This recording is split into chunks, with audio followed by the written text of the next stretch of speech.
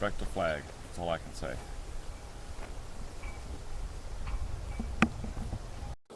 Alright, there's all the honey there. There's still some on these frames, but you can, well, maybe you can't see. But anyway, it was up to the bottom wheel there. So obviously it drags. All that white stuff is the caps. And there's a strainer there. So I'm going to open the gate valve and let the gold out. And this is technically, I guess, gold color gold. It's not like black gold Texas tea. Well, the first thing you know, Jed's a man there. So, yes. Beverly Hillbillies. Swimming pools, movie stars. Said California is the place you ought to be. So they moved, loaded up the truck and they moved to Beverly Hills, that is. Swimming pools, movie stars. And let's see. Seems I'm not going to be able to see what's going on. I'm not really sure how fast it's going to come out. Simply because temperature in here is about 74 degrees. So it'll come out, but I don't want it to come out like gangbusters. So anyway, here's the gold. Here's all the hard work of the bees. Here, I'd have to get down on the floor. Oh my God, it's an old man. Yeah, see, you can't even get me in there. I'm too zoomed in. But you don't want to see me. What you want to see is in the screens. You can see it's a double screen. I'll show it to you. You can see it's a double screen. Okay, you got the real finer mesh and then a heavy mesh. The heavy mesh obviously is to catch the bigger chunks. Pretty self-explanatory. You want to use, I know a lot of people probably don't, but to me you should use a food grade container of some sort. This obviously is a soup pot, but you can use food grade containers. I jar all my honey in jars, glass jars, not those plastic squeezable bears. Oh, but those are so cute. Yeah, but they're also plastic. I don't like plastic. So, yeah, we're ready. Now they do make these tanks with heaters built in them, and they also make heaters for the tanks that you can put on the bottom to thin the honey out, because when you go to jar this, it's going to have a hard time jarring. And you can see how it's just barely kind of flowing out. And I have it sitting on top of, this is exactly the height from the feet of it to the bottom where you can put a 5-gallon bucket in there. Alright, I'm going to have to let that strain for a little bit. She's a tipping. If I thin it out or get it even on there, you'll be able to see it. But it's going to take a while because this honey is really thick. Now I could take a heat gun or hair dryer and just heat the honey from the bottom, heat it up, and it would get a lot thinner. But really, I'm in no hurry, because you can see even with it fully open, see how thick it is, and you can see every now and then you'll get a chunk. Once it gets down low enough, that's when all the big caps will come out of there. But you can see that's a really nice color honey, and I may wind up cutting in here. We're still okay. I just don't want this thing to flip. It moves a little bit. So I may cut it off. I don't know. But anyway, you can see how it's nicely flowing there. It's a real thick honey. So the moisture content, because the caps were 90-95% capped off, I don't even think I need to use a refractor to check the moisture level, because I'm going to say it's good. Now what I did is I took the strainer, the pot, the jars, and I ran it through the dishwasher on a sanitized cycle. So everything is sanitized, including the lids. The lids, you could actually just boil those in hot water. You don't have to boil them, but I just want to make sure that everything is sterilized. It's just my personal preference. You know, and I'm sure some places, you know, they don't really care. Especially if they put it in plastic bottles. There is nothing wrong with plastic bottles. Yeah, well, I'm old school, sorry.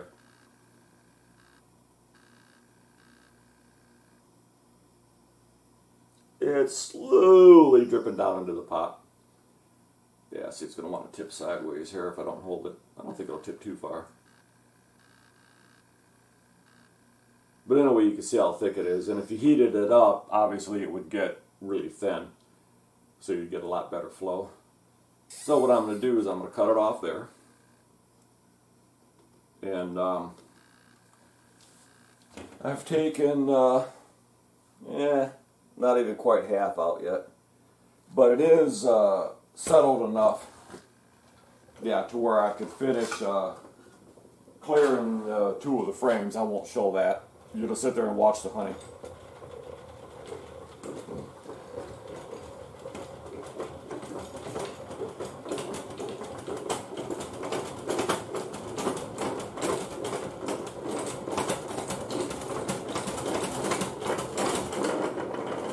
You know, the thing doesn't shake as much with just two frames on it. That's more of a balanced load than if I had 6 frames in there. So what I decided to do is, now you can see it's starting to strain pretty good there. There's not much left in it. But you can see how the thing barely even shakes. Yes, you have a rope hanging right in the way. Just a regular rope. It's not a hangman noose. You know, if it was a hangman noose, it was like, uh-oh, there's some racist shit going on there. People have used hangsman nooses on pull-down doors for ages. We even did it at Ford because you couldn't reach them. And the easiest way to do it was a noose because it creates a loop and you can reach up and grab it and pull it down. That's why people do that. It has nothing to do with racism. Crazy shit. But what I decided to do, because you can see it's a lot more stable with just 2 frames in it, and the frames are pretty much empty. But what I decided to do is I'm going to take, I still may anchor it to the floor, but what I'm going to try to do first is, more than likely that's what I'm going to wind up doing. But I thought about taking and making a base out of all 2x4s or 4x4s, whatever, and fasten them together the full depth of this. Okay, then screw them together, glue them together, whatever. I have all the equipment to glue them or screw them, doesn't matter. That way there, that would give me a really heavy base if I made it all out of 2x4s or 4x4s. That would give me a really good heavy base. And then I thought about putting a piece of OSB or outdoor treated plywood that's actually used for boats on top of that. And then put my screws down and through that, and that would give me a good heavy base. That would probably weigh, I don't know, 20, 30 pounds, something like that. That could be way off. But that would give me a good strong base. So I may wind up doing that. I don't know. I'm still debuting. But I thought about doing it that way, and that way would give me a really heavy base so this thing wouldn't hop around so much. Or I still may anchor it to the floor. You know, I've got a year before I'm going to harvest honey again. You know. So, I mean, I could harvest a little bit more this year, but I'm not going to screw the bees. You know, I don't want to shortchange them. I want to make sure they make it through the winter. They had this screen cleared off within an hour, a couple hours. They were swarming all over it, clearing it. So now you can see the chunks coming out of it, unless I got the camera up too high. I probably got the camera up too high. But anyway, they, yeah, let me point the camera down so you can see it better. This should be a short video, and here I am rattling on.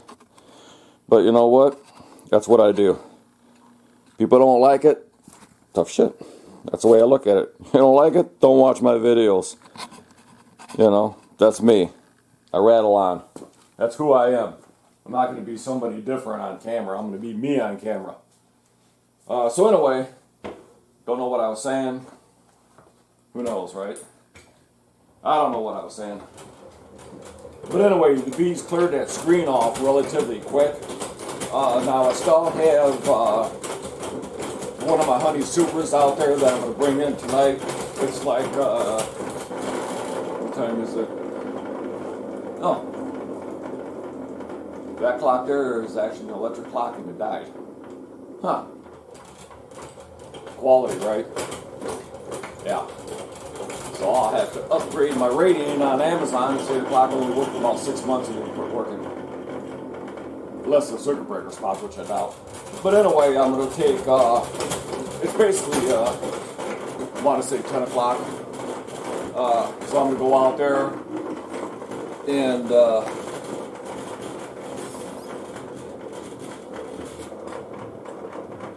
I'll have to tip it forward. But anyway, so I may go out there and bring the super in, because I know it's clean. It's been out there for a couple of days. So I know that's clean. I took another one out, the other super. I took it out yesterday, I think. Might have been today. And I have all my caps in this plastic container, but what I'm going to do is I'm going to take that, dump it in here tomorrow, dump it in the strainer, and get as much honey, let the honey run out of it as much as I can before I take it out and let the bees clean it. So I'll probably pull this top screen off of here, and I'll take that out there tomorrow while they're out and about. And I'll take this out there tomorrow and let them do the thing. That's a lot of honey. You know what? Yeah, that's more than I got jars for. Yeah, it's getting pretty heavy. But anyway, so what I'll probably do is either use a heat gun or my hair dryer, and I'll heat the bottom of this. Once it gets low enough, I'll heat the bottom of it to get the honey real thin, to tip it forward to get the rest of the honey out. So anyway, there you go. That's what we've been waiting for, is the gold. And I'll probably cover this. Well, let's see how fast it drains. It's draining pretty quick, so I was going to say I may have to leave it here for an hour or so, but it looks like it's draining pretty quick. Because I was going to say I could cover over it with a clean towel to make sure no bugs get in it, which there wouldn't be. I mean, there's a stray fly now and then out here. Yeah, it's draining pretty good. Yeah, so I'll just stay out here. It's almost completely drained from the top screen. Yeah. Yeah, so anyway, there you go. I'll also get a shot of the, you can see those are all the caps, all that white stuff there. It's all made out of wax. It's not like it's anything nasty. So what I'll do is, I will get a shot of me jarring it. How exciting will that be, right? You put a funnel on it, a wide mouth funnel, and dump it in. Carefully. I'll use a measure cup or something to scoop it out of there. Try to make as little bit as possible, so I'll hold the jar over the canister as I'm pouring, because you know it's going to drip. I may heat it up a little bit to soften it, but I don't care how long it takes to pour. So anyway, there you go. And I'll also get a shot. Somebody requested a shot of the honey supers once the bees clean them off, so you can see how clean they are. So tomorrow I may do it tonight because I got to bring it in. I may get a quick shot of that also. So this will be a short video. Right. Hey, there's that rope again. There's that hangsman noose. Oh no. Oh, racist. Oh. Alright, and you can see Kosh right there. Kosh? Hey, Kosh? Are you going to ignore me now because I got the camera on? Yeah, usually he doesn't. I usually want to ask him to, yeah. He's just being funny because I'm on camera. Anyway, you can see, basically, I don't want to, let's see, that it's pretty much clean.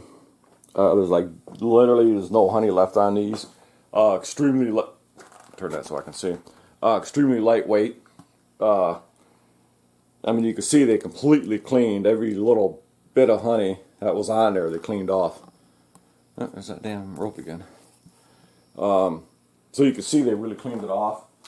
I do have, grab another one out of here. I do have a stray ant now and then on some of these. You know, because ants, they will try to raid the hives, but most of the time the bees can eliminate them. But anyway, you can see how they completely cleaned. There's still another handful of frames out there that I didn't grab, like the black one. One of the reasons that I like, supposedly, you know, the off-white foundations, it's basically the same color as the comb, as you can see.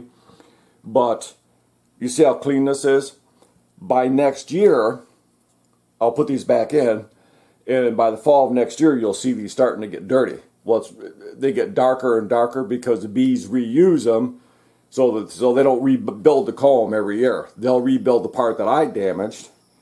You know, some low spots here. They'll rebuild that, and then they just refill it. So they don't replace the comb all the time.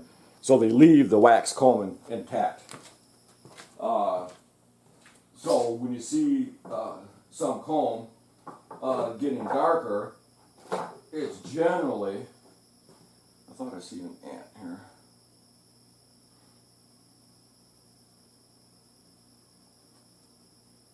There he is. Yeah, right there.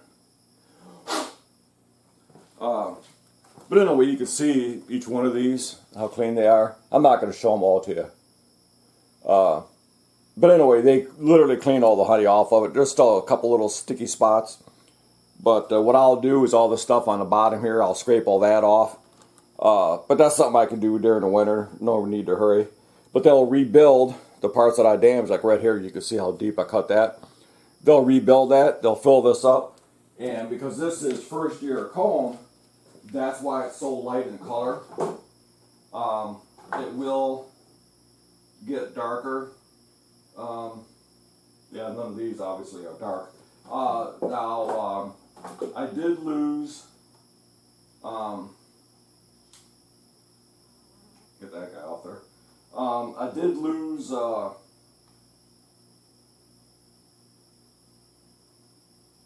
off there. I did lose 2 bees. They got stuck in there trying to get all the honey out, which will happen. I'm just trying to knock the honey, the ants out to make sure there's no ants left in it.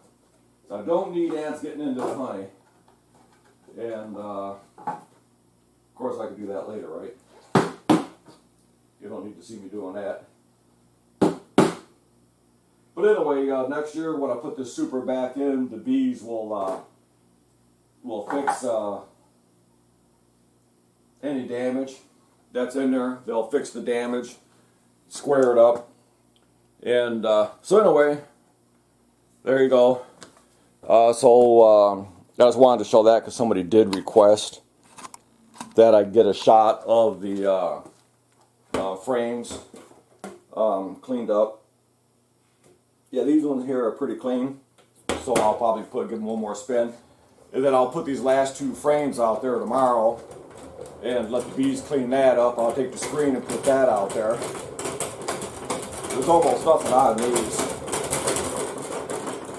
So anyway, the next shot, I'll show you how we jar it, which, you know, that's pretty simple, right?